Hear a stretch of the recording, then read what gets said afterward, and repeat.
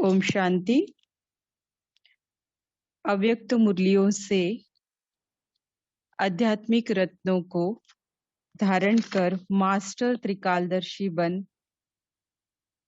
सभी राजों को जानकर सदा खुश रहने वाली सभी आत्माओं का आज के सत्र में बहुत बहुत स्वागत है, स्वागत है, स्वागत है। तो आज की जो मुरली है, बाबा ने जो मुरली चलाई है, तो मधुबन की महिमा उसमें बाबा ने की है। तो मधुबन की महिमा अव्यक्त मुरलियां जब से स्टार्ट हुई तब से पूरे साल भर में एक तो मुरली एटलीस्ट मधुबन की महिमा पर रहती ही है ना। तो इस साल की अभी जैसे आज की मुरली है कि जिसमें बाबा ने मधुबन की महिमा बताई है। अब मधुबन निवासी अर्थात कौन, सिर्फ यहाँ पर रहने वाले, ऐसी बात नहीं है। तो मधुबन निवासी अर्थात कहीं पर भी आप रहते हो, लेकिन आप मन बुद्धि से डेली चार धाम की यात्रा और बाबा के कमरे में और शांतिवन में जाते हो, डेली उसको सकाश देते हो, तो आप कौन हो? मधुबन निवासी ही हो, है ना। जैसे बाबा टीचर के प्रति महावाक्यों का उच्चारण करते हैं, तो ऐसे नहीं होता है कि सिर्फ सेंटर की टीचर बहनों के लिए ही वो महावाक्यों के उच्चारण होते हैं, नहीं, है ना। तो बाबा का हर एक बच्चा स्टूडेंट है, हर एक बच्चा टीचर है, और आज हर एक बच्चा जैसे मधुबन निवासी है। और लकीली हमें ये मुरली मधुबन में रहकर ही चलाने का जैसे एक गोल्डन चांस मिला है।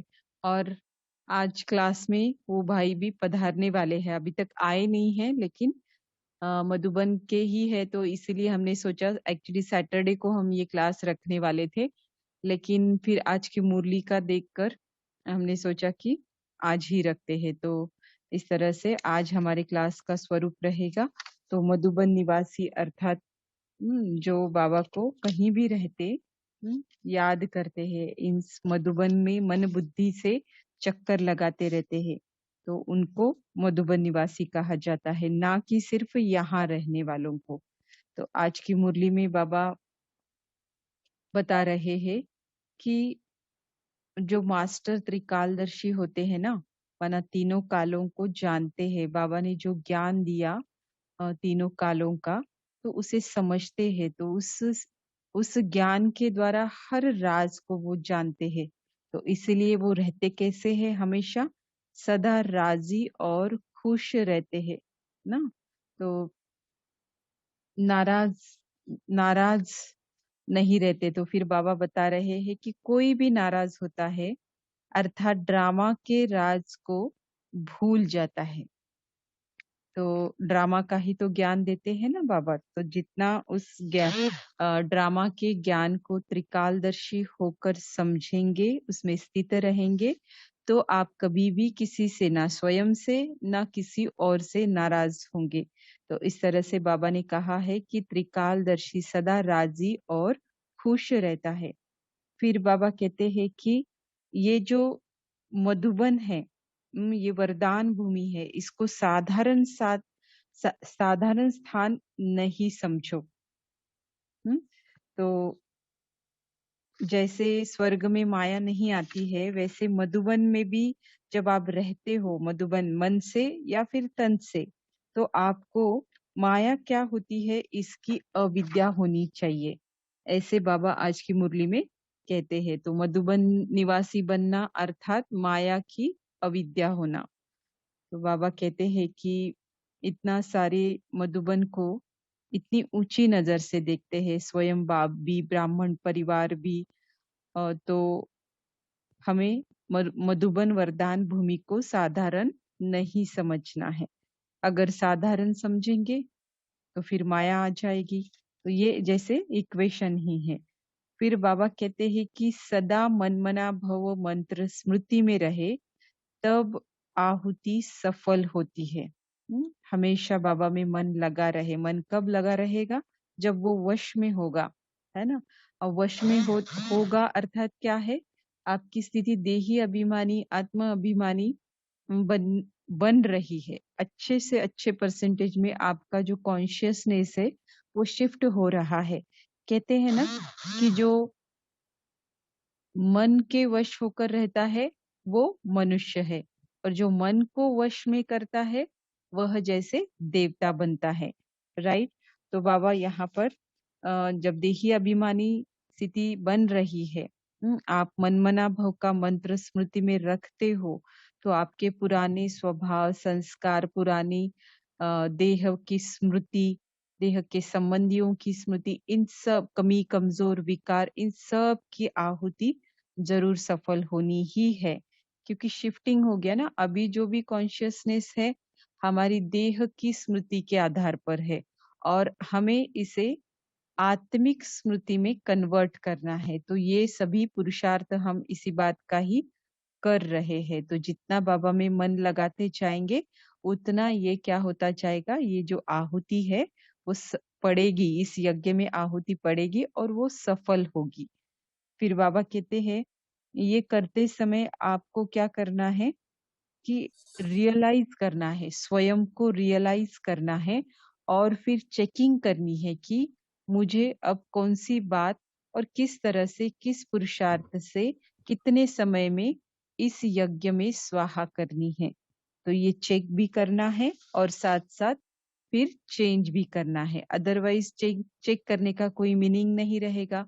तो बहुत बड़े बड़े टारगेट्स नहीं लेने हैं, छोटे छोटे टारगेट से ही हमें लेना है, चेक करना है और चेंज करना है। क्योंकि छोटे छोटे बदलाव ही हमारे अंदर बड़े बदलाव लाने का कारण बनता है। सीधा बड़ा बदलाव लाने के लिए सोचेंगे तो इट्स क्वाइट डिफिकल्ट। फिर क्या हो जाएगा, दिल शिकस्त हो जाएंगे, बीच में ही छोड़ देंगे, ये तो हो ही नहीं रहा है। तो ऐसे नहीं, इसीलिए छोटे छोटे अपनी स्टडी करनी है ना। अभी तक हमने सभी की स्टडी की, औरों की स्टडी की, लेकिन अब पता चला है औरों की स्टडी करने की कोई जरूरत नहीं, सब ठीक ठाक है, मुझे अपनी ही स्टडी करनी है।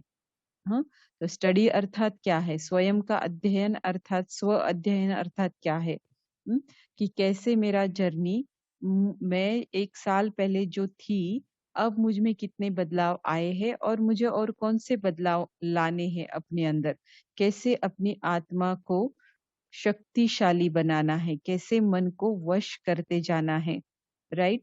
तो ये सारी बातें हम अपना ही स्व चिंतन, स्व अध्ययन, माइन्यूटली ऑब्जर्वेशन स्वयं का करेंगे तो हमें जरूर ये मिलता जाएगा और हमें चेंज करने में भी मजा आएगा, है ना।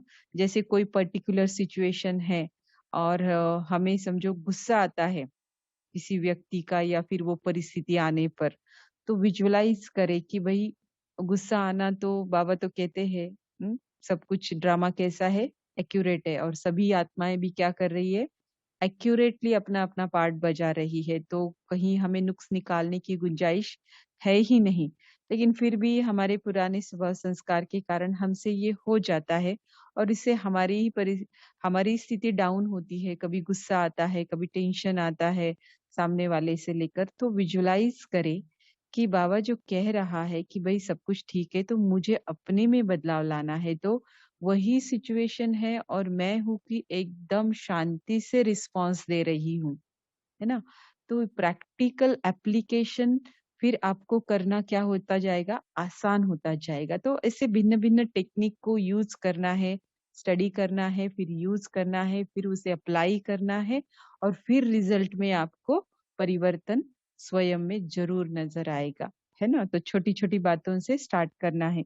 फिर बाबा कहते हैं कि आपको युक्तियां, कौन सी स्मृतियां रखनी है, कौन सी विधियां अपनानी है, सब बाबा मुरली में बताते हैं, है ना। पहले पूछते हैं, फिर बोलते हैं कि ये ढूंढो, फिर वो कोई फलानी कमजोरी के ऊपर किस तरह से आपको काम करना है, ये भी बाबा मुरलियों में बताते रहते हैं। तो स्वयं का अध्ययन मुरली के अध्ययन के सिवा हो नहीं सकता है। राइट। तो आज की मुरली में बाबा युक्ति बता रहे हैं कि आपकी स्मृति जो है वो श्रेष्ठ से श्रेष्ठ बनी रहे। तो आपकी स्मृति श्रेष्ठ कब रहेगी, जब स्मृति में रहेगा कि ऊंचे से ऊंचे बाप के ऊंची स्टेज वाले बच्चे हैं। हम सभी कैसे हैं, ऊंचे से ऊंचे बाप के ऊंची स्टेज वाले बच्चे हैं। तो हमें क्या होगा, नीचे नजर नहीं आएगा कुछ भी। माना जो देहभान की मिट्टी है, उस पर हमारे पाँव नहीं पड़ेंगे। तो बाबा चाहते हैं कि बाबा का हर एक बच्चा देहभान की मिट्टी से दूर रहे सदा भी। ना संकल्प में भी उसको देह अभिमान कभी ना आए, है ना? तो बाबा हर बच्चे को ऐसा बनाना चाहते हैं।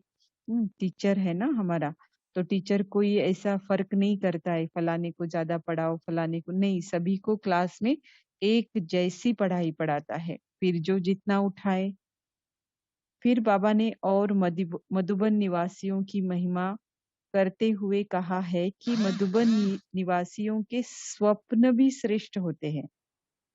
हुँ? क्योंकि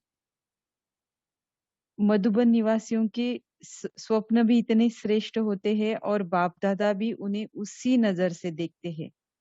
तो मधुबन निवासी की जो नाम की जो महिमा है, तो अंत समय भी नामधारी जो है ना वृंदावन और मधुबन प्लेस है ना, तो वह भी सिर्फ नाम पर शरीर निर्वाह करते हैं। तो नाम की इतनी महिमा है। तो इस तरह से आज की मुरली है। तो अभी हम मुरली स्टार्ट करेंगे। मुरली का टाइटल है मधुबन की महिमा। स्वयं के लिए बाबा कहते हैं, नॉलेजफुल निराकारी निर्विकारी बाबा मधुबन निवासी बच्चों से बोले। मुरली की डेट है 29th ऑफ जनवरी 1977। सबसे पहले बाबा बताते हैं कि त्रिकालदर्शी सदा राजी और खुश रहता है। सभी सदा खुश होना। जो तीनों कालों के राज को जान गए तो राजी हो गए होना। कभी भी कोई नाराज होता है अर्थात ड्रामा के राज को भूल जाता है। क्या है ड्रामा का राज? ड्रामा कल्याणकारी है। हम्म? स्वयं भगवान इस समय हमें ज्ञान दे रहे हैं ड्रामा का। और बनाया किसने है ड्रामा? एकदम एक्यूरेट एंड परफेक्ट किसने बनाया है? हम्म? भगवान ने बनाया है।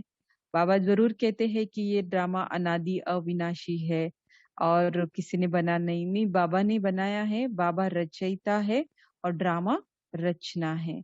तो हमारे अगर या हमारे बच्चे का भाग्य हमें लिखने का मौका मिल जाए या हमारे माता पिता को हमारा भाग्य लिखने का मौका मिल जाए, तो कोई छोड़ेगा? एक नुक्स जितनी अपनी बुद्धि है उसे जितना हम यूज करके भाग्य को बना लिख सकते हैं, उतना हम श्रेष्ठ श्रेष्ठ बातें लिखेंगे। हमारे माता पिता भी हमारे लिए लिखेंगे और हम भी हमारे बच्चों के लिए लिखेंगे। तो ये एक जन्म के रिश्ते होते हुए भी हम इतना सोचकर हम उनके भाग्य हर एक अच्छी बात लिखेंगे हमारी समझ के अनुसार। तो क्या भगवान ने जो ड्रामा बना है तो किसी बच्चे के लिए अन्यायकारी बनाया होगा?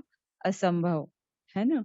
तो इसीलिए हमारे बुद्धि के अनुसार कभी हमें ज़रूर लगता होगा कि ये कैसे, ऐसे कैसे, क्या, क्यों?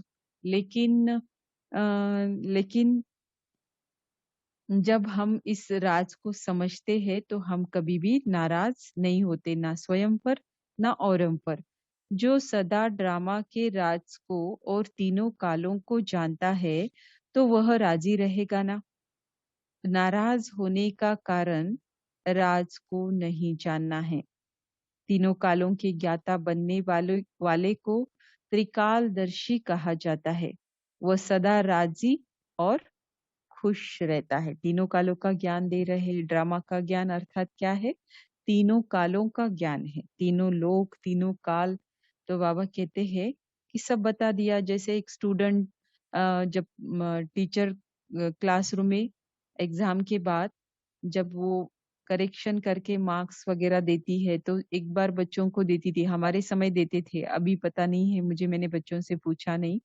लेकिन अभी उस समय देते थे कि देखो आपने ऐसे-ऐसे मार्क्स लिए हैं, ऐसे-ऐसे आंसर्स लिखे हैं, इतने आपके रॉन्ग, राइट सब कुछ हमें देखने को मिलता था। इतना ट्रांसपेरेंसी रहती थी यूनिट टेस्ट के पेपर। तो कभी हमें लगता था कि मैंने तो लिखा है और टीचर ने यहाँ पर गलती से रॉन्ग किया है।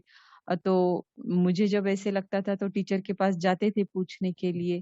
तो जब टीचर बताती थी कि एक्सपेक्टेड आंसर ये था और आपने ये लिखा है, इसके कारण आंसर तो आपने लिखा है लेकिन मुझे पूरे मार्क्स देना ठीक नहीं लगा या फिर नहीं दे सकती मैं।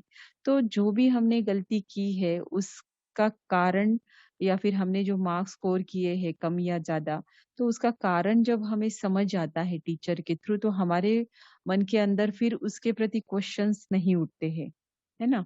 तो यहाँ पर भी जितना हम ड्रामा के ज्ञान को समझते हैं, मास्टर त्रिकालदर्शी बनते हैं, तो सदा राज़ी और खुश रहना ही है।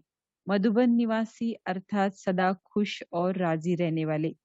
दूसरे से नाराज होना अर्थात अपने राज को जानने की स्टेज से नीचे ले आना। हम्म, तो स्वयं से भी नहीं होना है और दूसरे से भी नहीं होना है। तख्त छोड़कर नीचे आते हो तब नाराज होते हो। त्रिकालदर्शी अर्थात नॉलेजफुल। नॉलेजफुल की स्टेज एक तख्त है, ऊंचाई है। जब इस तख्त को छोड़कर नीचे आते हो तब नाराज होते हो। जैसा स्थान वैसी स्थिति होनी चाहिए। तो बताओ आप मन बुद्धि से मधुबन के चक्कर काटते होंगे अमृत वेले नुमा शाम या दिन में इससे भी ज्यादा कई बार। तो आपके स्मृति में अगर मधुबन जैसी भूमि वरदान भूमि अगर स्मृति में है तो आपकी स्थिति भी कैसी होनी चाहिए फिर उतनी ही श्रेष्ठ और ऊंची होनी चाहिए। अभी बाबा कहते हैं कि मधुबन वरदान भूमि को साधारण स्थान नहीं समझो। मधुबन को स्वर्ग भूमि कहते हो ना? यह तो मानते हो। मधुबन स्वर्ग का मॉडल है। तो स्वर्ग में माया आती है क्या? इसकी भी अविद्या होनी चाहिए कि माया क्या है। मन बुद्धि इतनी श्रेष्ठ बातों में बिजी है। कभी बाबा के कमरे में जा रही है, कभी बाबा से रो रिहान करने कुटिया में है, कभी व्यर्थ अगर चल रहे तो उसे समाप्त करने के लिए हिस्ट्री हॉल में है और फिर आत्मा में भिन्न भिन्न शक्तियों का बल भरने के लिए शक्ति स्तंभ में है। तो देखो कितना इन चार धाम की स्मृति से भी कितनी समर्थी आती है ना? उस स्थान पर रहने से तो है ही, लेकिन आप यहाँ रह के भी यहाँ नहीं रहते हो, तो उसका भी कोई मीनिंग नहीं है। लेकिन आप कहीं भी रहो और आपकी स्मृति यहाँ पर है, तो फिर आप मधुबन निवासी हो। तो ऐसे स्वर्ग में माया का ज्ञान नहीं होता है। इस भूमि को साधारण समझने के कारण माया आती है। मधुबन वरदान भूमि को साधारण स्थान नहीं समझो। मधुबन की स्मृति भी समर्थी दिलाती है। देखो मधुबन की महिमा देखो। मधुबन की स्मृति भी क्या करती है? हमें स्मृति दिलाती है ना? क्योंकि यहाँ का वायुमंडल कहो, यहाँ के लोगों का चाल चलन दृष्टि वृत्ति सब में जो रूहानियत हम नोट करते हैं, है ना? तो ये सब कुछ अ, बाबा ने जो मुरली में की है महिमा, तो यहाँ पर आने वाले हर एक ने इससे बढ़कर ही महसूस किया होगा, राइट? मधुबन में रहने वाले फरिश्ते होने चाहिए। मधुबन की महिमा अर्थात मधुबन निवासियों की महिमा। मधुबन की दीवारों की महिमा तो नहीं है ना? है ना? बाबा कहते हैं कि दीवारों की महिमा तो नहीं है ना, मधुबन निवासियों की महिमा है। मधुबन निवासियों को सारी दुनिया किस नजर से देखती है? 2-3 बातें बताई देखो। विश्व अब तक भी याद के रूप में कितनी ऊंची नजर से देखती और भक्त भक्त भी मधुबन निवासियों के गुणगान करते हैं और ब्राह्मण परिवार भी ऊंची नजर से देखता है।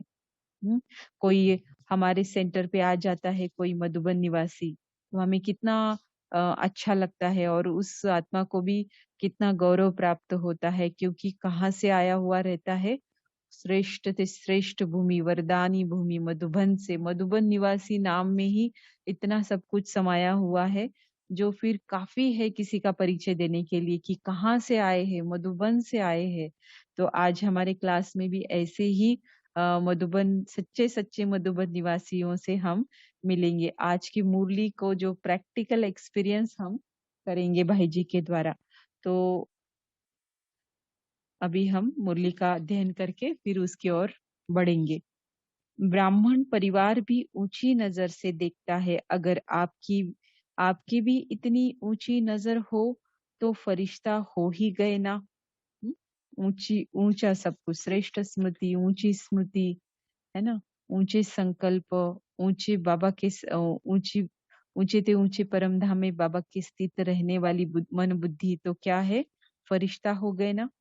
अभी बाबा कहते हैं सदा मनमना भव मंत्र स्मृति में रहे तब आहुति सफल होती है। मधुबन निवासी यज्ञ निवासी भी कहे जाते हैं। यज्ञ में रहने वालों को अपनी आहुति डालनी है, तब फिर दूसरे फॉलो करेंगे। तो यज्ञ में रहते हैं उनका नंबर पहले, तो यज्ञ में कोई मधुबन निवासी ही रहेंगे क्या? मधुबन निवासियों का अर्थ तो मैंने बताया। तो मधुबन निवासी बनने वालों को, माना यज्ञ निवासी, यज्ञ यज्ञ में रहने वालों को अपनी आहुति पहले डालनी है, फिर आपका देखकर और डालेंगे। यादगार के यज्ञ में भी आहुति सफल तब होती है जब मंत्र जपते हैं। तो भक्ति मार्ग में जो यादगार मनाया जाता है, स्थूल रीति से किया जाता है, देखो उसकी भी एक पॉइंट आज की मुरली में आई है जो कलेक्शन में हम ले सकते हैं। तो क्या करते हैं, वो जो स्थूल यज्ञ रचते हैं, तो वो जो भी आहुति डालते हैं, जौ, तिल, घी, है ना, चंदन की लकड़ियां, भिन्न भिन्न बहुत सारी सामग्री होती है जो वो आहुति उसकी डालते रहते हैं। तब कैसे मंत्र जपते जपते डालते हैं, ऐसे नहीं चुपचाप बैठ के डालते हैं ना। तो यहाँ भी हम भी क्या कर रहे हैं, इस यज्ञ में सभी पुरानी बातों की, विकारों की आहुति डाल रहे हैं। तो ये कब पॉसिबल होगा? यहाँ भी सदा मनमना भव मंत्र स्मृति में रहे तब आहुति सफल होती है। जाएगी ही नहीं ना। मनमना भव होने से, इधर मनमना भव हो रहे तो मन के अंदर की गंदगी निकल रही है। अगर मनमना भाव है ही नहीं, बाबा की किरणों का इंजेक्शन लग ही नहीं रहा है, तो बाहर कहाँ से लग रहा है? बाहर कहाँ से अंदर की कमी निकलेगी? नहीं, है ना। तो ये साइमल्टेनियस प्रोसीजर है कि मनमना भाव होना और यहाँ पर आहुति सफल होना। मधुबन निवासी तो निरंतर मंत्र में स्थित होने वाले हैं, सिर्फ बोलने वाले नहीं, लेकिन मंत्र स्वरूप हो। तो कितना ऊंचा देखा भी है और कितनी अच्छी अच्छी बातें भी बाबा ने मधुबन निवासियों के लिए कही है। अभी कहते हैं बाबा, अपने को रियलाइजेशन कर चेक करने के साथ साथ चेंज भी करो। अभी तो बाप ने रियलाइजेशन कोर्स मना दिया है अनुभूति करने का, तो अपने को रियलाइजेशन कर चेंज किया, सभी ठीक है। तो बाबा कहते कोई ठीक कहता है तो बाप दादा कहते हैं मुख में गुलाब, कहने से भी ठीक हो ही जाएगा। ऐसे नहीं बस किसी ने पूछा या बाबा ने पूछा तो कंप्लेन का डिब्बा खोला और बस बताते ये वो, ऐसा वैसा, फलाना ऐसा है, ये है। नहीं, सब कुछ ठीक है। बाबा रात को खत लिखते भी बाबा को क्या बोलना है कि बाबा सब कुछ ठीक है और मैं भी एकदम ठीक हूँ, ओके, है ना। बिंदु लगा के सभी बातों को बाबा को दे दिया, बिंदु लगा दिया और हम ठीक है और ठीक ही रहेंगे। तो इसीलिए बाबा कहते कहने से भी ठीक हो ही जाएगा। कमी को बार बार सोचने से कमी रह जाती है। कमी को देखते खत्म करते जाओ, सोचना नहीं है, उसे खत्म करने के बारे में, सॉल्यूशन का पार्ट बनना है। प्रॉब्लम को, प्रॉब्लम तो रहेगी लेकिन उसको सॉल्व कैसे करें, सॉल्यूशन उसका क्या होगा, उसकी तरफ हमारे एफर्ट्स लगाने हैं। तो यही चेंज लाता जाएगा। चेक करने के साथ साथ चेंज भी करो। कोई कमाल करके दिखाना है ना, इतने समय में जितना भी साथ मिला कमाल की। कोई ऐसा काम जो कमाल का गाया जाए या करते हुए भी भूल जाते हो। अपने को सदा गुणमूर्त देखते ऊंची स्टेज पर स्थित रहते रहो, नीचे नहीं आओ। स्मृति कौन सी रखनी है वो भी बाबा ने बताई, है ना। फिर कैसे हमको चेंज लाना है। तो सदा अपने को गुणमूर्त देखना है, ऊंची स्टेज पर स्थित रहना है, नीचे नहीं आना है। तो फिर क्या होता जाएगा, आप में जो आपने चेकिंग करके जो आपने नोट किया है अपने में कमी कमजोरी, तो उसके ऊपर ये सॉल्यूशन बाबा ने बताया। अभी बाबा कहते हैं सदा स्मृति में रहो कि ऊंचे से ऊंचे बाप की ऊंची स्टेज वाले बच्चे हैं तो नीचे नजर नहीं आएगी। सुनाया था ना कि जो रॉयल फैमिली माना उच्च परिवार के बच्चे होते हैं वो कब धरती पर मिट्टी पर पाँव नहीं रखेंगे। तो देखा होगा आपने कई सारे हिस्टोरिकल मूवीज या सीरियल्स में, ये टेलीविजन या सिनेमा घरों में पहले कि कैसे चलते थे तो उनके मना पैरों के नीचे गालीचा बिछाया जाता था, राइट। तो उनके पैर जो है धरती पर या मिट्टी पर नहीं पड़ते थे। यहाँ भी देहवान मिट्टी है, इसमें नीचे नहीं आओ, इस मिट्टी से सदा दूर रहो। संकल्प से भी देह अभिमान में आए, अर्थात मिट्टी में पाव रखा।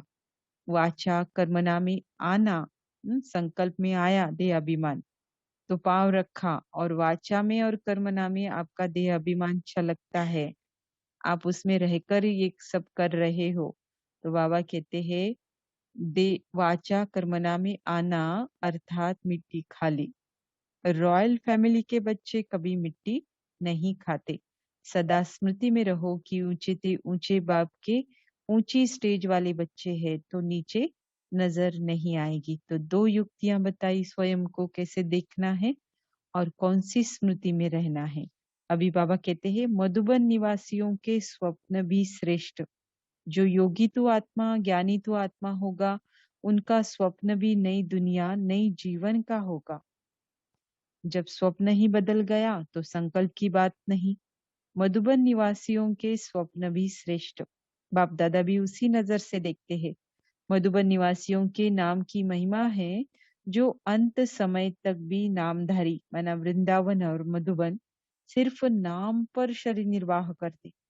नाम की इतनी महिमा है तो मधुबन निवासियों का नाम ही महान है। जब नाम की इतनी महिमा है तो स्वयं स्वरूप की क्या होगी। सिर्फ नाम की है तो अगर हम इस इन सभी बातों का स्वरूप बन गए तो क्या होगा। अच्छा, सभी संतुष्ट तो है ही। अच्छा, हम रूहानी बच्चों की रूहानी माता पिता बाप दादा को याद प्यार और नमस्ते। तो अभी हम 1 मिनट साइलेंस में बैठेंगे और सभी 1 मिनट में चार धाम की यात्रा करेंगे और बाबा को उस इस स्वरूप में याद करेंगे। ओम शांति।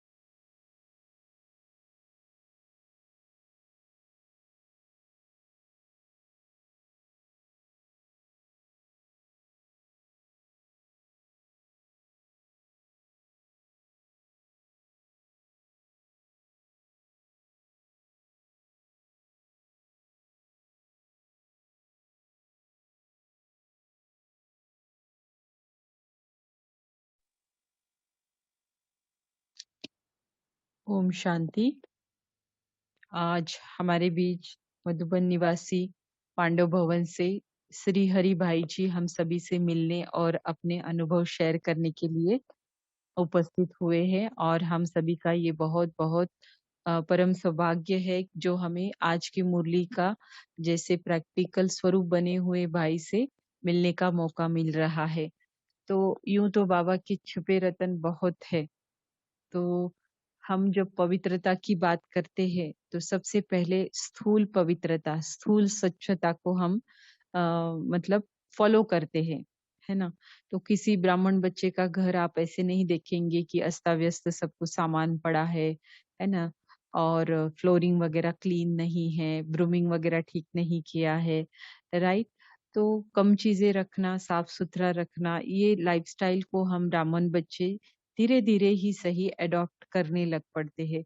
तो जब मैं यहाँ पर आई शांति स्तंभ एज़ यूजुअल एकदम 1 महीने पहले की बात है कि आई यहाँ पर और चप्पल निकाल के जब हम शांति स्तंभ की ओर जाते हैं तो कदम रखते ही इतनी साफ-सुथरा तो मुझे लगता था कि कितना साफ रखा है। तो फिर इस हिसाब से फिर मैं देखती थी कि भाई जी 2-3 बार उसे झुक-झुक के झाड़ू लगा के इतना साफ-सुथरा लगते थे कि जो हमारा घर भी एकदम मतलब गंदा लगे, है ना? इतना ओपन स्पेस है और कितना कचरा वगैरह सब गिरता रहता है, लेकिन एकदम आईने की तरह वो भाई जी इसको साफ रखते हैं। तो मुझे इनमें जैसे बाबा कहते हैं ना, कई ऐसे गुप्त रत्न हैं, छुपे रत्न हैं, तो मुझे उनकी तरफ ऐसा ही भाव आया और मैंने उनको रिक्वेस्ट किया कि आप हमारे सभी बच्चों को मतलब जो क्लास के बाबा के बच्चे हैं, उनको भी आपके योग के अ, अनुभव सुनाकर ज़रूर लाभान्वित करें। तो देखो, हम इतनी साफ-सुथरी जगह पर आराम से बैठते हैं, योग लगाते हैं, तो हमारी दुआएँ तो उनको जाती ही है। लेकिन देखो कोई एक व्यक्ति सालों से ये रिस्पॉन्सिबिलिटी निभा रहे हैं, कर रहे हैं, तो उनके मन की भी पवित्रता कितनी होगी, जो ये स्थूल पवित्रता को ये इतना खुद करते हैं और हम सभी को उसका लाभ मिलता रहता है। तो ऐसे भाई जी से आज हम सभी को मिलने का मौका मिल रहा है। तो इसलिए थैंक्स शिव बाबा और थैंक्स भाई जी। तो अभी हम सभी उनको सुनेंगे और अगर उनके अनुभव सुनने के बाद कुछ समय बचता है, तो फिर हम आगे के लिए जाएँगे। अदरवाइज़ फिर उनका जो भी क्लास चलेगा, सभी हम ध्यान से सुनेंगे।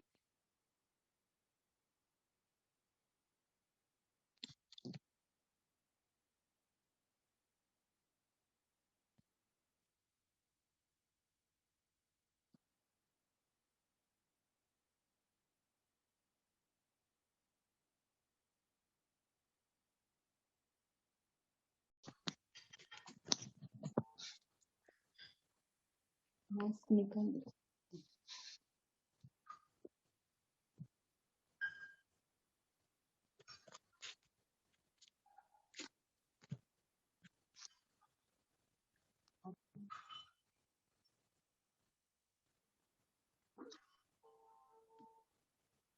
तो सभी हैंड रेज़ करके भी भाई जी का स्वागत कर सकते हैं।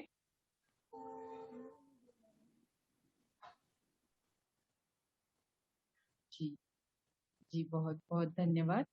अभी हम भाई जी से अ, उनके मुखारबिंद के द्वारा उनके योग के अनुभव सुनेंगे। उनकी विशेषताएँ तो बहुत है, मैंने तो बहुत सारी नोट की है, लेकिन अभी देखते हैं कि उनके अनुभव की विशेषता क्या है। भाई जी 40 साल से ज्ञान में हैं और 25 साल से भी ज़्यादा यहाँ पांडव भवन में समर्पित रूप से सेवाएँ दे रहे हैं और ये ओडिशा के हैं। अभी इसके अलावा और भी कुछ वो अपने बारे में बता सकते हैं। ओम शांति। ओम शांति।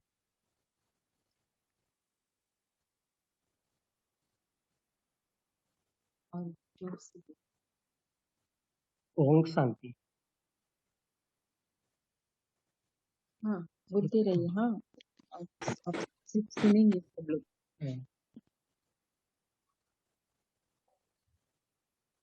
मैं जो में रहता था, मैं घर में रहने के टाइम भी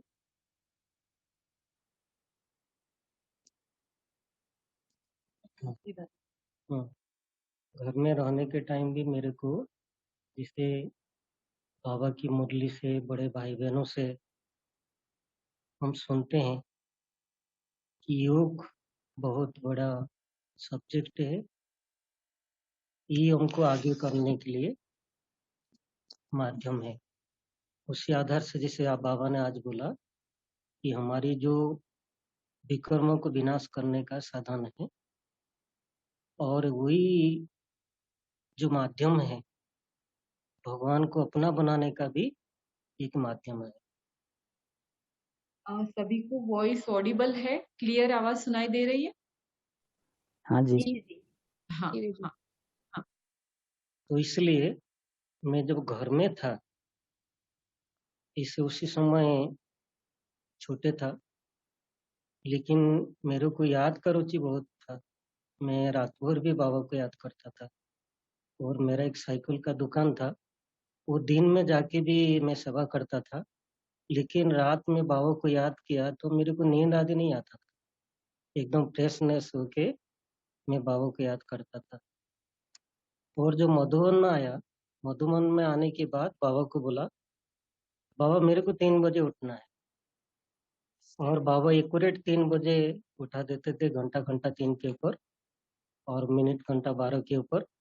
मैं देख के खुश हो जाता था। और खुश होने के बाद मेरे को बाबा को याद करते करते मेरे को बहुत उसमें आनंद आता था और मजा आता था। तो मजा आने के बाद मेरा रुचि और भी बढ़ गया। और अभी जो समय से मधुबन में रहते रहते जो रुचि आने लगा, फिर मैं अभी रात को 1:30 बजे उठता हूँ और 1:30 बजे उठ के बाबा को याद करता हूँ।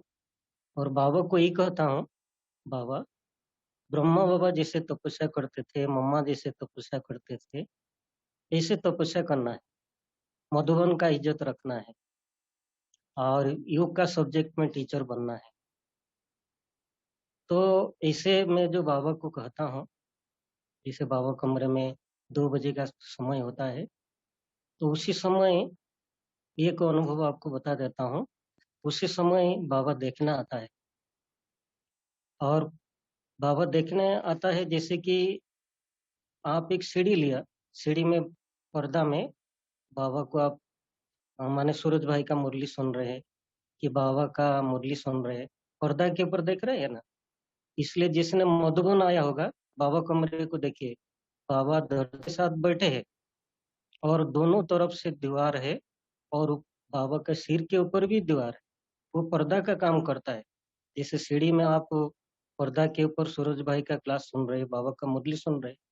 इसलिए मैं जो योग करने के लिए बैठा 2 बजे से, और जहाँ पर इस साइड उस साइड में बाबा के सिर के ऊपर जो है वो भी सफेदी है और पर्दा का काम करता है। जो मेरा जहाँ ही नजर जाता है वहां पर बाबा देखना आता है। और ये जो देखना आता है, और अभी जो समय चल रहा है, जैसे मैं 2 बजे से 3 बजे तक बाबा को याद किया, और बाबा जैसे पहले आए, आने के बाद बीच बीच में बाबा अपना चेहरा दिखाते रहते हैं, जैसे बाबा एक एक बातें को सुनते हैं। और जब मैं उठता हूँ योग में 3 बजे, उसी समय जैसे बाबा जाते हुए भी देखना आता है। ये एक गुड मॉर्निंग समय का बताया। और गुड नाइट करने के लिए मैं जो बाबा कमरे में जाता हूँ 9, 10, 15 में, तो उसी समय जैसे बाबा कमरे में जाता हूँ और झपक के बाबा जी से आ जाते हैं। मान लीजिए मैं 5 मिनट रहा, 10 मिनट रहा, तो 10 मिनट तक बाबा रहते हैं और कम से कम 10 बार अपना चेहरा दिखाते हैं। जैसे गुड नाइट में दिन भर में जो हमारी अच्छी बातें हुई, बुरी बातें हुई, सबको बाबा को बताता हूँ। और बताने के बाद वो सुनते भी है। और मैं कहता हूँ बाबा मेरे साथ चलो, तो इसे कहते जैसे मैं बाबा कमरे से उठता हूँ और बाबा जाते हुए देखना आता है। ये जो अनुभव माने 2 बजे का समय है और रात्रि को 9, 10, 15 में, ये 2 टाइम कितने साल हो गया। बाबा वो 2 टाइम में बाबा बाबा कमरे में जाते ही बाबा आ जाता है और बाबा से बातें से होता है। और बाबा को देखने के बाद हमारी उमंग गुस्सा बढ़ जाता है। और अभी जो समय चल रहा है, जैसे अभी लॉकडाउन हुआ, लॉकडाउन होने के कारण जैसे कि हम अमृत वेला तो बहुत, अभी जो समय के हिसाब से अमृत वेला आसपास 2 घंटा हो जाता है, 2 घंटा अमृत वेला। और शाम के टाइम हम लिटरेचर में सेवा था, शाम के टाइम लिटरेचर में जाते थे, लेकिन वो आधा घंटा 45 मिनट योग करके मेरे को 6 बजे का ड्यूटी था, ओम शांति भवन में जाना था। तो इसलिए मैं आधा घंटा 45 मिनट हो पाता था। जब से हमारी कोरोना आया, तो वहां पर मैं लिटरेचर बंद होने के कारण शाम का योग भी 1.5 घंटा होता है, 6:30 से 8 बजे तक। एकदम निश्चिंत समय है। अभी जो लॉकडाउन होने के कारण बाबा के प्रति जो प्यार, बाबा के प्रति जो रिगार्ड और बाबा को याद करते करते जैसे जब उठता हूँ, जैसे आंखें में प्रेम के अश्रु बहता है और शरीर जैसे एकदम शक्ति में मचमच हो जाता है, एकदम जैसे उमंग उत्साह हो, चेहरा हमारा बदल जाता है। तो उसके कारण क्या हुआ, हमारी जो बाबा जैसे आप आज बोले मधुबन वालों को, जैसे नेगेटिव थॉट्स और पॉजिटिव थॉट्स है, ये जो चलता है, ये हर जगह में रुकावट देता है, वो हमारा बंद हो गया। इसलिए हमारा मैं मोबाइल नहीं रखा हूँ और किसके साथ हमारा कनेक्शन नहीं रखा हूँ। इसलिए बाबा कहाँ माना, बाबा के साथ कनेक्ट हो जाता है। कम माने अमृत वेला 2 घंटा और शाम के टाइम 1.5 घंटा, तो बहुत प्यार से बाबा को याद करने के कारण बाबा के द्वारा जो अनुभव हमको कराया, तो वो अनुभव के कारण दिन भर में हमारा उमंग उत्साह एकदम भरा रहता है। और उसी समय से हम देखेंगे तो बाबा की याद की बातें जो आ रहा है, जैसे हमारे ब्रह्मा बाबा को हम माने देखे नहीं होंगे, लेकिन हमारा अंतर्मन कहता है कि ब्रह्मा बाबा का योग सबसे नंबर वन था। नंबर वन होने का यही कारण है कि ब्रह्मा बाबा ने भगवान जो है जैसा है, ये पहला नंबर में पहचान लिया था। इसलिए पहचानने के कारण उनका जो योग है नंबर वन था। और दूसरा नंबर में मम्मा पहचानने के कारण हमारा योग भी, मम्मा का योग भी दूसरा नंबर में था। इसलिए हम तो बाबा को याद करते हैं, योग लगाना चाहते हैं, अच्छा अनुभव करना चाहते हैं। हमारी अच्छा अनुभव तभी हो सकता है, इसलिए भगवान जो है जैसा है, उनको अच्छी तरह से, सही तरह से जानना। जैसे हम बाबा भी बोलते हैं, हमारे भाई बहन भी सिखाते हैं कि मैं एक आत्मा हूँ। तो बाबा ने संडे की मुरली में बताया बताया कि आत्मा है तो कैसा आत्मा है। इसलिए हम जब बाबा की याद में बैठते हैं, ये थोड़ा समय के लिए हम समान में स्थित होते हैं। तो ये मैं सोचता हूँ, जैसे कि मेरा जैसा भक्त, नारद जैसा भक्त, बाबा भी बोलते हैं वो सबसे बड़ा नंबर वन भक्त है, लेकिन दुनिया भी कहता है वो नंबर वन भक्त है। लेकिन वो नंबर वन भक्त होते हुए भी भगवान को जान नहीं पाया और प्राप्त नहीं कर पाया। और ये दुनिया में जो धर्म पिता बुद्ध है, इब्राहिम है, क्राइस्ट है, जिसका गुण को देखते हुए, चरित्र को देखते हुए, मुख का वाणी को देखते हुए जिसको दुनिया भगवान कहा, वो भी भगवान को जान नहीं पाया कि देख नहीं पाया। और ये दुनिया में जैसे भगवान का महिमा इतना है जिसको हम लिख नहीं सकते हैं, मुख के द्वारा वर्णन नहीं कर सकते हैं। लेकिन उसी प्रकार ये दुनिया में कोई मनुष्य का इतना गुण को देखते हुए, चरित्र को देखते हुए दुनिया भगवान कहा और इज्जत करते हुए जिसको सोना सिंहासन में बैठाए। और कोई मनुष्य का इतना गुण को देखते हुए भगवान कहा और हीरा में उनको वेट किया। इसलिए वो लोग भी भगवान को जान नहीं पाया, प्राप्त नहीं कर पाए, है ना। आज साधु संत आत्माएं सब कुछ त्याग देके जंगल में बैठकर तपस्या करने के बाद भी वो भी भगवान को जान नहीं पाए, कि प्राप्त नहीं कर पाए। जो आज भारत का प्रधानमंत्री, राष्ट्रपति भी भगवान को पाने के लिए, उनका दुआएं लेने के लिए वन जंगल में साधु संत के पास जाते, वो भी देख नहीं पाए कि जान नहीं पाए। तो इसलिए जैसे भगवान का घर चारों धाम को जानकर भक्त आत्मा लंगा पैर में चलते चलते खून की धारा बहाने के बाद भी देख नहीं पाए, और भगवान को देखने के लिए भगवान का घर चारों धाम जानकर चलते चलते प्रेम की अश्रु बहाने के बाद भी वो देख नहीं पाए। तो इसलिए मैं आत्मा हूं तो किस प्रकार की आत्मा हूं, जिसने इस सृष्टि में 63 जन्म भक्त भक्ति करने के बाद भी एक ही मनुष्य खुद को जान नहीं पाया। मैं उनको जान लिया। मैं आत्मा है तो किस प्रकार का क्वालिटी आत्मा हूं, पहले खुद को जानना। और दूसरा, जिसको सृष्टि में भगवान को माता पिता भी कहते हैं, हजार सूर्य से तेजमय कहते हैं, है ना, जिसकी इंगित में सारा सृष्टि का पता हिलता है, कहते हैं कितना महाशक्ति मानते हैं। घर में प्रतिमा है तो हाथ जोड़ के माता पिता कहते, मंदिर में जाते तो हाथ जोड़ के माता पिता कहते हैं। लेकिन वो माता पिता है तो है कौन? खुद को पूछा नहीं, इसे ही हाथ जुड़ते गया। इसलिए जब मैं खुद को जान जाऊंगा और ईश्वर हमारा माता पिता को मैं सही रीति से जान जाऊंगा। आज देखो, बच्चा होते हुए बाप को नहीं जानता है, पत्नी होते पत्नी होते पत्नी होते पति को नहीं जानता है, स्टूडेंट होते हुए टीचर को नहीं जानता है। तो इसलिए मैं उनको जानता हूँ तो मैं दुनिया में कितना श्रेष्ठ आत्मा हूँ, कितना महान आत्मा हूँ, कितना पुण्य आत्मा हूँ, कितना श्रेष्ठ आत्मा हूँ।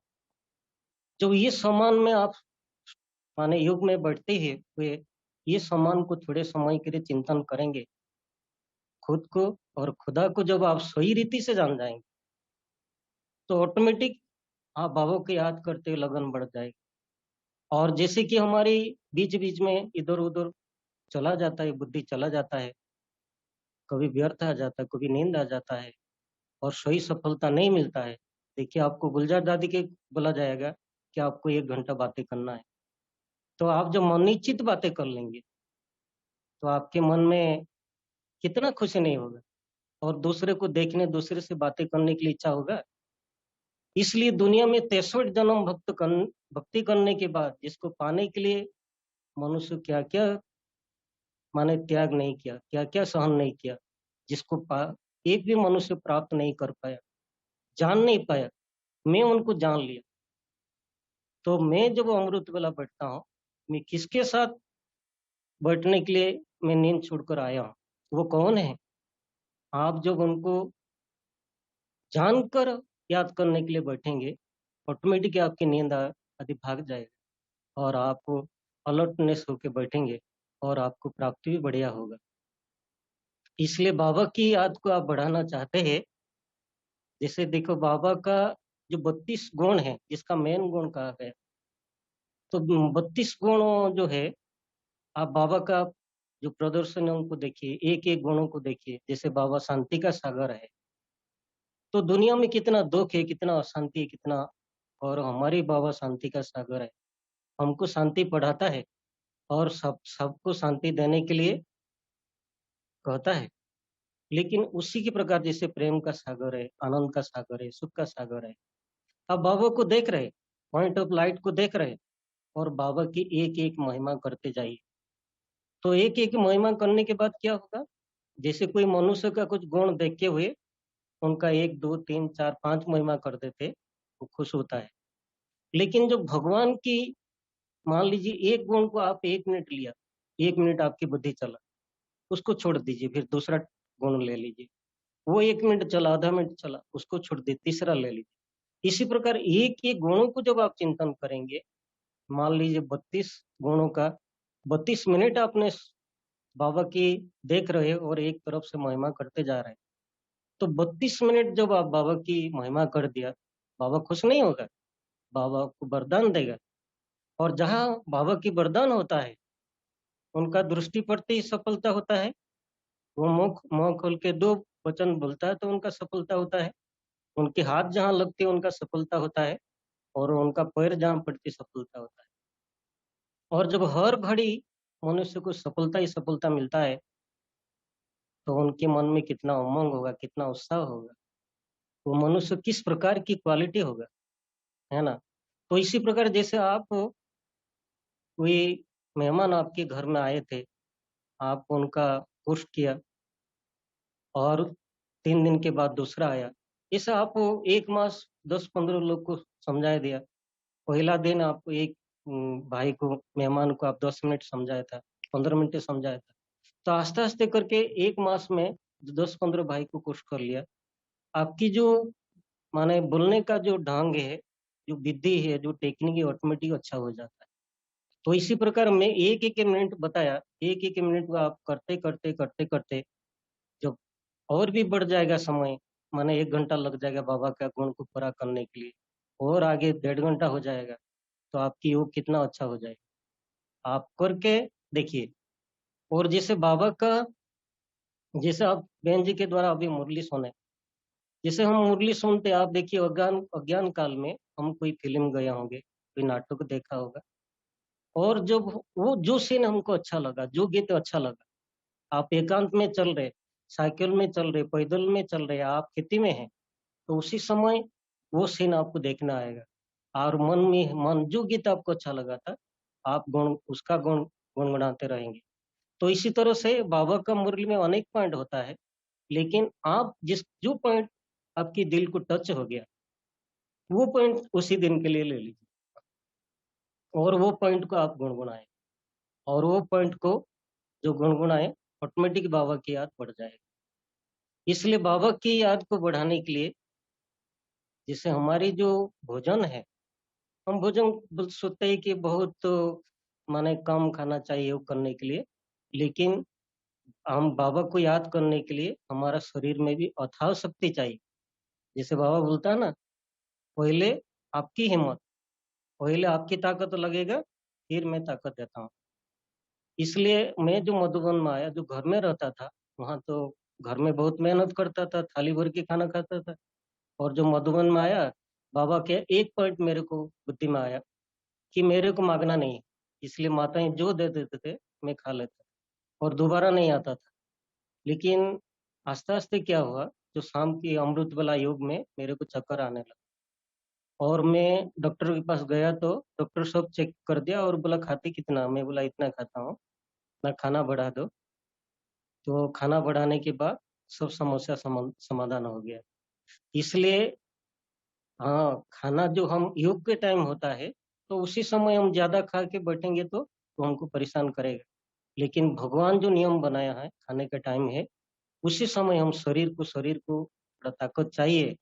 ताकत के आधार से आप ज्यादा समय बैठ सकते, ज्यादा समय बातें कर सकते, बाबा से बातें कर सकते। जैसे एक बूढ़ा लोग है, उसके कोई काम नहीं होता है बाबा को याद करने के, बताओ, तो कर नहीं सकता, क्योंकि उस शरीर में उनका ताकत नहीं है, दिमाग में ताकत नहीं, किससे करे। इसलिए भोजन को जितना शरीर को आपका आवश्यक है, उतना ही खाना है। और जैसे हम बाबा को याद करने के लिए, जैसे कभी कभी हमारे में माने नींद भी आ जाता है, लेकिन जब आप बाबा की याद में बैठते हैं, तो बाबा को बताओ, बाबा मैं समय को सफल करना चाहता हूँ, नींद नहीं करना चाहता हूँ, विशेष अनुभव करना चाहता हूँ। जैसे एक पेशेंट डॉक्टर के पास आता है और रोते रोते आता है, और डॉक्टर उनका बीमारी को जानते हुए एक इंजेक्शन लगा देता है। हाँ, और इंजेक्शन लगाने के बाद क्या होता है, और जब जाता है हंसते हंसते जाता है। इसलिए बाबा को जो बताएंगे, तो क्या होगा, बाबा तो अविनाशी सर्जन है ना। इसलिए सर्जन होने के मानने, आपने जिस समय बताया उसी समय हमको सफलता देखने आएगा, ऐसा नहीं है। क्योंकि हमारे अंदर 63 जन्म का विकर्म का खाता है।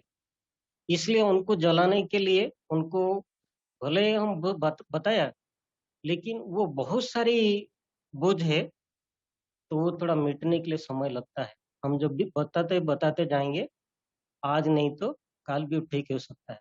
जैसे कि बच्चे हैं, मीठा बहुत खाता है, लेकिन माता पिता बहुत उनको मना करते हैं, लेकिन जो रिजल्ट देता है, दे दो वो खाना, माने उनको खिला देते, खा दे देते उनके हाथ में। इसी प्रकार कोई भी समस्या है, जो भी समस्या हमको योग में विघ्न प्राप्त करता है, बाधा आता है, हम बाबा को रोज बता सकते, लिख के भी बता सकते हैं, और आज नहीं तो काल भी वो हमको सफलता मिल सकता है। इसलिए मैं जो बाबा को बोलता था, बाबा मेरे को नींद नहीं करना है, विशेष अनुभव करना है, जो अभी के समय में जो शाम का योग है और जो अमृत वेला का योग है, तो वो दोनों टाइम बाबा के द्वारा जैसे वरदान मिल गया है, ये दोनों टाइम टाइम हम मेरे को नींद नहीं आता है। इसलिए बाबा की याद को बढ़ाने के लिए आप अपने को एक छोटा बच्चा समझिए। तो छोटा बच्चा समझने से क्या होगा, जैसे छोटे बच्चे के अंदर कोई भी विकार नहीं होता है, इसलिए सबको उनको प्यारा लगता है और सब उनको गोद में बैठाते हैं। इसलिए हमारे अंदर जो 5 विकार है, 5 विकार को हम जितना छोड़ते जाएंगे, क्या होगा, तो जितना हम छोड़ते जाएंगे उतना बाबा का नजदीक होंगे। नहीं तो हम 5 विकार के जितना छोड़ेंगे, जितना परसेंट छोड़ा, 50% छोड़ा, 75% छोड़ा, उतना ही बाबा के साथ योग लग सकता है। नहीं तो हम 5 विकार के अंदर, हम घेराव के अंदर है और घर के अंदर ताला लगा दिया है, तो बाबा का भी शक्ति नहीं जो हमको उनको बचा सकता है। क्योंकि देखो, एक सुई में जब जंक होता है, चुंबक भी उनको खींच नहीं पाता है। इसलिए बाबा तो सर्वशक्तिवान है, लेकिन हम 5 विकार के अंदर डूब के ताला बंद करके रखा है, तो बाबा कैसे उठाएं? इसलिए बाबा तो एकदम पवित्रता का सागर है, लेकिन हमको विधि बताते हैं।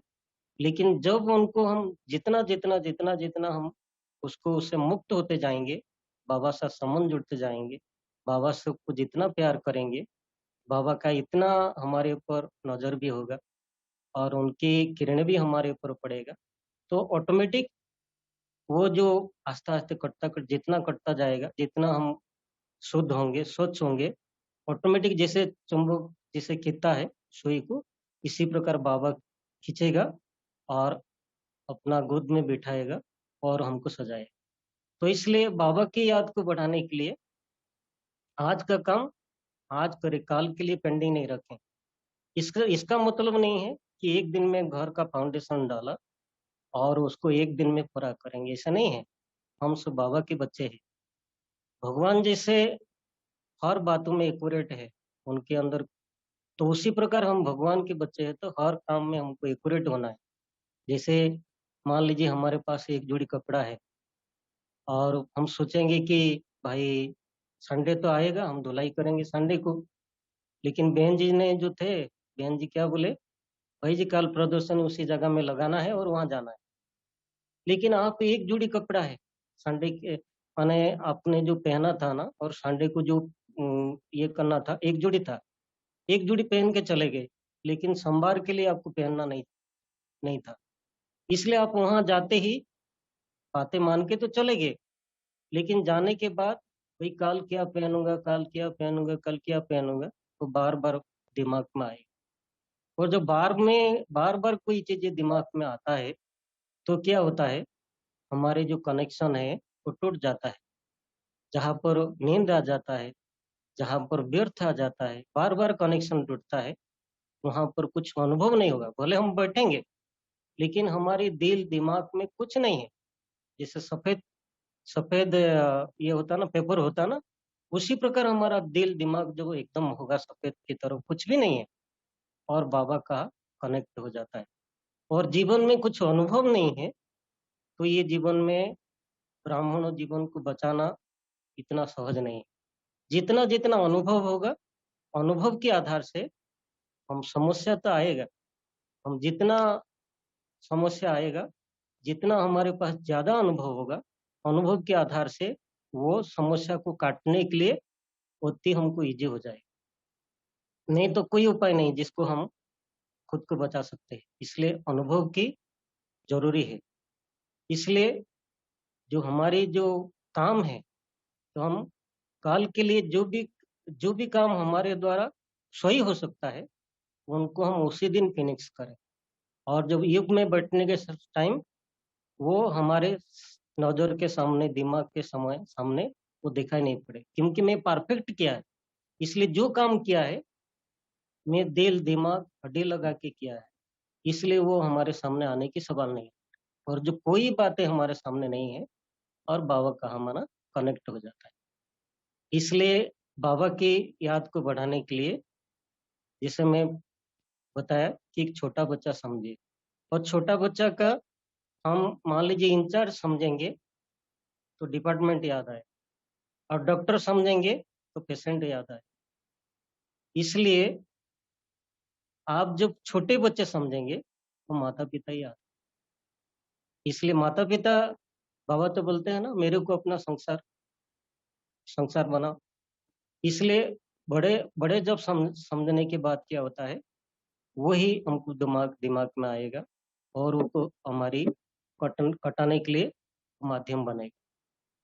इसलिए बाबा की याद को बढ़ाने के लिए, तो आप जो बाबा जो डायरेक्शन देता है, बीच बीच में बाबा की मुरली के द्वारा हमको बताते हैं, कि भाई बहनों के द्वारा हम बताते हैं कि हमारी जगदीश भाई का किताब है जो ज्ञान सुधा है, उसमें युग के ऊपर कैसे हम युग को अच्छा बना सकते हैं, उसमें पहला नंबर उनका 4 किताब है।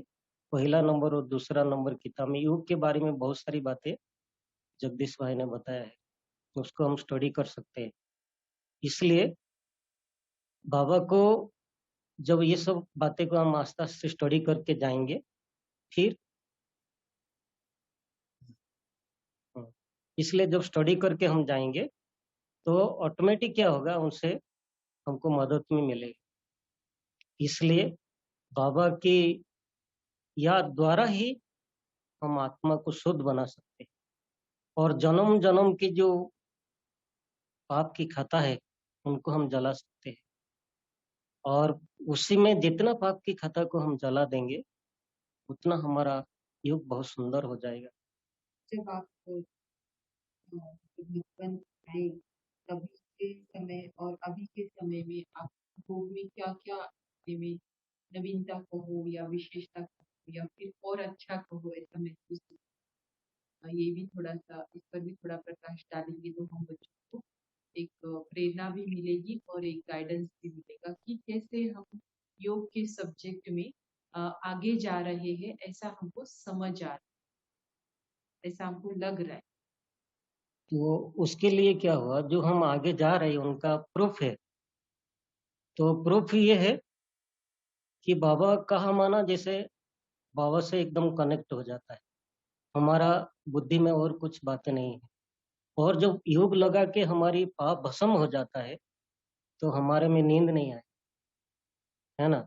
और बाबा कहा माना जैसे कनेक्ट हो जाएगा और ये सब चीज़ें होगा, हमारी पाप की खाता नहीं कटा है, तो उसमें हमको योग में नींद आएगी और नींद आता माना उसमें कोई भी प्रकार हमको माने मन की संतुष्टि नहीं हो और मन की संतुष्टि नहीं है, तो उनको हम थोड़ी देर का कुछ दिन के लिए हम मेहनत करेंगे। भाई मैं अमृत वेला उठा और बाबा को याद किया और नींद आ गया, व्यर्थ आ गया, तो उसके कारण क्या हुआ ना आपके मन में जो उमंग है, जो रुचि है, वो ऑटोमेटिक कम हो जाए और कम होने के बाद भाई जाता हूँ तो कुछ होता ही नहीं, तो इसके लिए हम आगे क्या करें? तो इसलिए आप उनको लगातार कर नहीं सकते और जब आपको नींद आता माना आपको उच्च पद पाने का भी सवाल नहीं रहता है, क्योंकि उच्च पद उसी आधार से मिलेगा जो बाप के अंदर बाबा के अंदर जैसे कोई भी मलिनता नहीं, हमारे अंदर उसी प्रकार कुछ भी मलिनता नहीं, यानी बाबा के अंदर जैसे जंक नहीं, हमारे अंदर जंक नहीं माना, तो ऑटोमेटिक बाबा माने योग में हमको अतीन्द्रिय सुख का अनुभव होगा और अतीन्द्रिय सुख का अनुभव होने माना जो हमारे बाबा को याद करते करते अतीन्द्रिय सुख का अनुभव होता है, प्रेम के अश्रु बह जाता है, बाबा वही आत्मा ही माला का दाना बनते हैं। इसलिए हम कहते हैं ना, तो माला का कोई भाषण से माला का दाना बन नहीं सकता है, लेकिन भाषण भी चाहिए, लेकिन बाबा को याद करते करते जो प्रेम के अश्रु बहता है, उसको परफेक्ट योग कहेंगे, क्योंकि देखो आप माने आप भोजन बना रहे, कुछ लकड़ी डाला है, तो वो थोड़ा-सा कच्चा है, वो क्या करता है जो जलता है ना, आप पीछे की तरफ देखो वो पानी निकलता है। इसलिए जो परफेक्ट योग होता है, जो बाबा की नज़र, बाबा की करंट हमारे ऊपर आता है, हमारे जो कच्चापन है, जो कमी है, वो पानी के अश्रु बहता माना उसमें वो जल रहा है, माने वो युग माने जल रहा है, माने युग अग्नि कहा जाता है। वो अग्नि का समान हमारा युग हो रहा है। इसलिए वो जो माने कच्चापन है, तो वो ऑटोमेटिक जैसे आँखी के द्वारा वो निकल रहा है। उसको युगाग्नि कहते हैं। तो माने सही युग है और सही युग के आधार से हम माला का दाना बन सकते। और वो जो बेंज ने बोले कि ये जो योग है, अभी ये योग हम सुबह का टाइम भी, अमृत वेला का टाइम भी ये मेरा होती है और शाम के टाइम भी ये होता है। आसपास 100 दिन में 90 दिन ये होता है। इसलिए मैं बहुत खुशी रहता हूँ कि अच्छा माने मेरे खुद को संतुष्टि आता है और मेरा रुचि होने के कारण जैसे मैं मधुबन में, बहन जी बोले थे 40 साल, लेकिन मैं 42 साल हो गया है। हाँ, 42 साल के अंदर क्या हुआ कि मैं के राजू भाई जो मुरली हमको मिलता है, पढ़ते हैं, उनका पिताजी का सेवा किया था 5 साल। 5 साल सेवा करने के बाद मैं हॉस्पिटल में जाना होता था, इसलिए 4-5 दिन हमको अमृत वेला मिस हुआ था, अमृत वेला हॉस्पिटल में रहना होता। उसके बाद 99 में शरीर छोड़ने के बाद तो आज तक मैं एक दिन अमृत वेला मिस नहीं किया है। इसलिए बाबा का जो रुचि है, जो प्यार है, जो उमंग है, बाबा से जो शक्ति हम भर देते हैं, तो दिन भर एकदम जितना भी हम, कम से कम ये लॉकडाउन पहले अभी मधुबन में एक दिन भी जैसे थकान क्या होता हम नहीं जानते। इसलिए बाबा जैसे एकदम भर देते हैं। इसलिए उमंग होने के कारण अमृत वेला आज मान लीजिए 21-22 साल हो गया, एक दिन भी अमृत वेला मिस नहीं।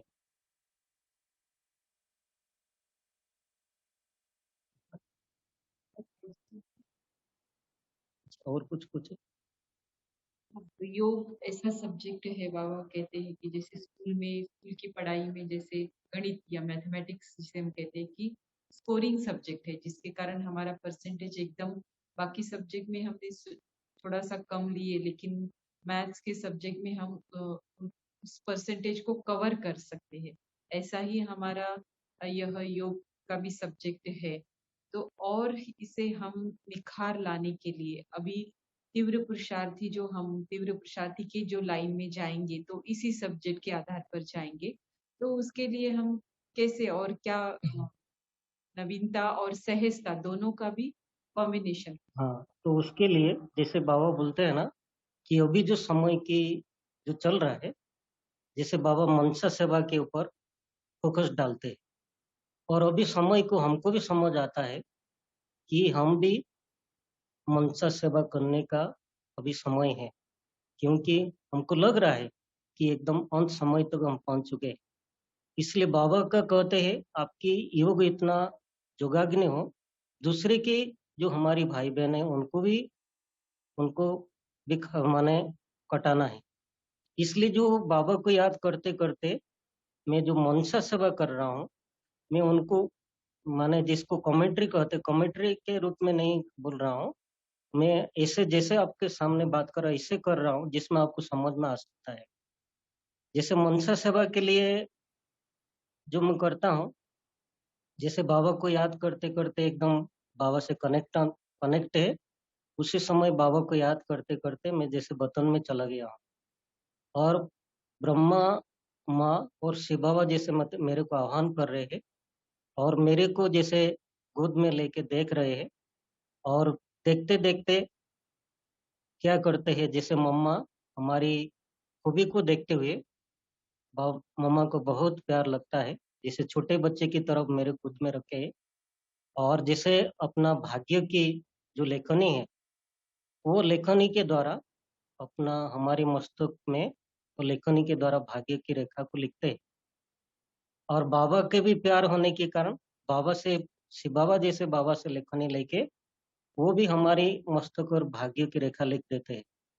और मम्मा का सब कुछ, ब्रह्मा बाबा का सब कुछ और शिव बाबा का सब कुछ जैसे मिल जाता है, तो मैं जैसे बाप समान बन जाता हूँ। बाप समान बनने के बाद जैसे बाबा की नजर खुलते ही सारा विश्व की आत्मा देखना आता है, मैं बाप समान आत्मा बन के जैसे मधुबन में एक एक भाई बहन को देख रहा हूँ, और उसके बाद ज्ञान सरोवर में जैसे एक एक भाई बहन को देखता है, और शांतिवन में एक एक भाई बहन को देख रहा हूँ। उसके बाद जैसे इंडिया में घर में रहने वाले, गीता पाठशाला में रहने वाले, सब सेंटर में रहने वाले, आश्रम में माने टीचर बहन को भी देख रहा हूँ। उसके बाद विश्व स्तर पर देख रहा हूँ, जैसे घर में रहने वाले, गीता पाठशाला में रहने वाले, सब सेंटर में रहने वाले, सेंटर में रहने वाले, एक एक आत्मा को देख रहा हूँ। और एक एक आत्मा को देखते हुए जैसे बाबा को देखता हूँ, बाबा को देखता हूँ तो कितना सुंदर रूप है, कितना आकर्षणीय रूप है, कितना हमको खींच होता है, जैसे सदा बैठ जाने के लिए इच्छा होता है। लेकिन बाबा बाप समान बनकर जब मधुबन, ज्ञान सरोवर, शांतिवन, इंडिया में जो भी ब्राह्मण आत्मा है और विश्व में जो भी आत्मा को देख रहा हूँ, वो आत्मा के अंदर जैसे आत्मा जैसे कोयला की तरफ देखना आता है, जैसे उसके अंदर कुछ पाप की खाता जैसे नजर आ रहा है। तो वो देखते हुए मैं बाबा को जैसे चिपक जाता हूँ। बाबा को कहता हूँ, बाबा देखो आपको दिखाऊँ तो कितना मज़ा आ रहा है। लेकिन मैं चारों तरफ एक-एक ब्राह्मण आत्मा को देख रहा हूँ, देखने नहीं आता है। मेरा मन कहता है कि उन आत्माओं के अंदर जो मलिनता है, जो जो कालापन है, उनको मैं जलाना चाहता हूँ, उनको आप समान बनाना चाहता हूँ। ऐसे मेरा हिम्मत को देखते हुए बाबा से जैसे शक्तिशाली किरण आ रहा है और हमारी आत्मा में टच होके वो शक्तिशाली किरणें जैसे रूप बदलकर मिसाइल रूप धारण करते हुए एकदम चौं करके मधुबन के ऊपर एक-एक आत्माओं के पड़ रहा है। और बाबा से शक्तिशाली किरण आ रहा है, हमारी आत्मा में टच होके वो शक्तिशाली किरणें मिसाइल रूप धारण करते रूप बदलकर ज्ञान सरोवर में एक-एक आत्माओं के पड़ रहा है। और शक्तिशाली मिसाइल चौं-चा करके शांतिवन के ऊपर पड़ रहा है। और वो एक ही समय पर लाखों-लाखों जैसे मिसाइल माने हुआ करके जाकर माने इंडिया में घर में रहने वाले, गीता पाठशाला में रहने वाले, सबसेट में रहने वाले, आश्रम में रहने वाले एक-एक आत्माओं के ऊपर जैसे विस्फोट हो रहा है। और सबसे शक्तिशाली मिसाइल एक साथ लाखों-लाखों मिसाइल चौं करके जाके विश्व में घर में रहने वाले, गीता पाठशाला में रहने, सब सेंटर में रहने वाले, आश्रम में रहने वाले एक-एक आत्माओं के ऊपर वो विस्फोट होने के कारण विस्फोट होता है। और हर आत्माओं का जैसे मधुबन, ज्ञान सरोवर, शांतिवन, इंडिया विश्व में हर आत्माओं का पाप की खाता जैसे हो हा कैसे जल रहा है। और ऐसे जल रहा है, इतना भड़क रहा है आग, जैसे एकदम आकाश को टच हो जाता है। और आकाश के नीचे जो भड़कता आग के अंदर जो भी ब्राह्मण आत्माओं का पाप की खाता जैसे एकदम समाप्त हो जाता है। और पाप की खाता जब समाप्त हो जाता है, एक आत्मा जैसे सूर्य की तरफ चमक रहा है और हाथ आत्माओं की जो किरणें हैं, लाइट है, चारों तरफ एकदम फैल रहा है। वो लाइट जैसे इतना प्रखर रूप के चारों तरफ लाइट फैलता है, वो हर घर और गांव और शहर और देश एकदम लाइटमय हो जाता है। वो लाइट को देख के कहाँ से लाइट आ रहा है। और भक्त आत्मा जगत में जो भी आत्मा है, जैसे मंदिर में, मस्जिद में, गुरुद्वार में, चारों तरफ एकदम भय। जहाँ-जहाँ करोड़-करोड़ आत्मा इकट्ठा हो जाता है, उसी समय बाबा हमको प्रत्यक्ष करने के लिए हमको सजा के विघ्न विनाशक गणेश के रूप में, धन की देवी लक्ष्मी के रूप में, विद्यादायिनी सरस्वती के रूप में, अष्टशक्तिधारी दुर्गा के रूप में चैतन्य उनके सामने खड़े किया। और जब उनको चेतन में देखते हैं, जिसको वो लोग खोज रहे थे, चेतन में देख के खुश होते अनेक प्रकार की इच्छा रख रहे हैं। और अनेक इच्छाओं को जैसे बाबा के पास रख देता हूँ और बाबा से इच्छा मुताबिक जैसे वो शक्ति आ रहा है, हमारी आत्मा में टच होके वो शक्ति जैसे चेतन के द्वारा वो सामने वाले भक्त को जो भी इच्छा करते हैं, उसका कोई गुना अधिक है उनको प्राप्ति देखना आता है। वो प्राप्ति को देखते हुए हर आत्मा जैसी खुशी में नाच रहे, ये और हर आत्मा दिल की दुआएं भी दे रहे हैं। उसके बाद मैं बाबा के पास चला जाता हूँ और बाबा मेरे को ये उमंग को देखते हुए आओ बच्चे कह के मेरे को जैसे गोद में ले लेते हैं। और ब्रह्मा बाबा थैंक देते हुए जैसे लेखनी उठा के भाग्य की रेखा को लिखते हैं। और शिव बाबा मम्मा से लेखनी लेके भाग्य को रेखा लिख देते हैं। और बाबा अपना समस्त शक्ति व्हील करते हैं और मैं जैसे बाप समान बन जाता हूँ। और बाप समान बनने जैसे बाबा की आंखें खुलते सारा विश्व की आत्मा देखना आता है। इसे बाबा के पास होते हुए सारा विश्व की एक-एक आत्मा को देख रहा हूँ। और समग्र विश्व की आत्मा मेरे को देखना आता है। और एक ही आत्मा को देखते हुए जैसे आज दुनिया में कितना दुःख है, कितना अशांति है, कितना परिस्थिति के अंदर है, वो दुःख को देखते हुए तो मैं उनको शांति की किरण देना चाहता हूँ। और बाबा से शांति किरण आ रहा है और हमारे आत्मा में टच हुए हर आत्मा को शांति की शक्ति मिलने के बाद वो आत्मा को जो भी शांति की शक्ति मिलने के बाद ये दुःख की दुनिया समाप्त हो जाता है। इस सृष्टि पर एक शांति की दुनिया सबको आ रहा है, वो आगमन होता है, साक्षात्कार होता है। और वो दुनिया को देख के दुःख को भूल के और हर आत्मा खुशी में, शांति में जैसे दिमाग की ये दुनिया जो आ रहा है, वो दुनिया को देख के वही दिमाग में रहता है, जो दुःख है वो साइड कर देता है।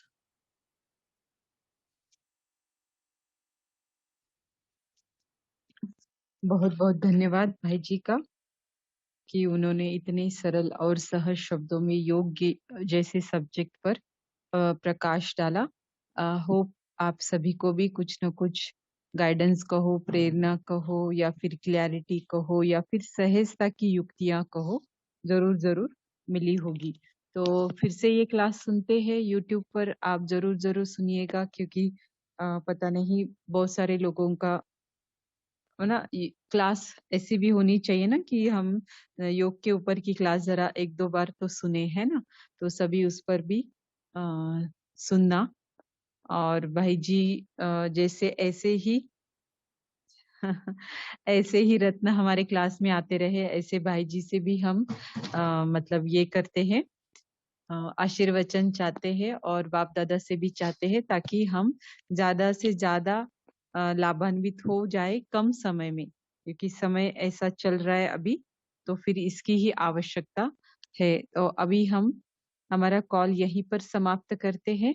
आप सभी का कॉल से जुड़ने के लिए बहुत बहुत धन्यवाद, और बाप दादा का भी बहुत बहुत धन्यवाद।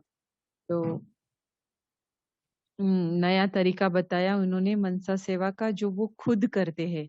यही है ना कि हर एक का यूनिकनेस है, और जो कोई एक पर्टिकुलर सब्जेक्ट पे या सेवा पे, मनसा सेवा पे एफर्ट्स ले रहा है, तो नई नई युक्तियां उसके माइंड में स्वतः ही आती रहती है। तो भाई जी ने भी आज बहुत नया और अच्छा तरीका हमें बताया। तो यूट्यूब पर फिर से इसे सुनकर जरूर अप्लाई कर सकते हैं। और शुभ रात्रि, शुभ अमृत वेला।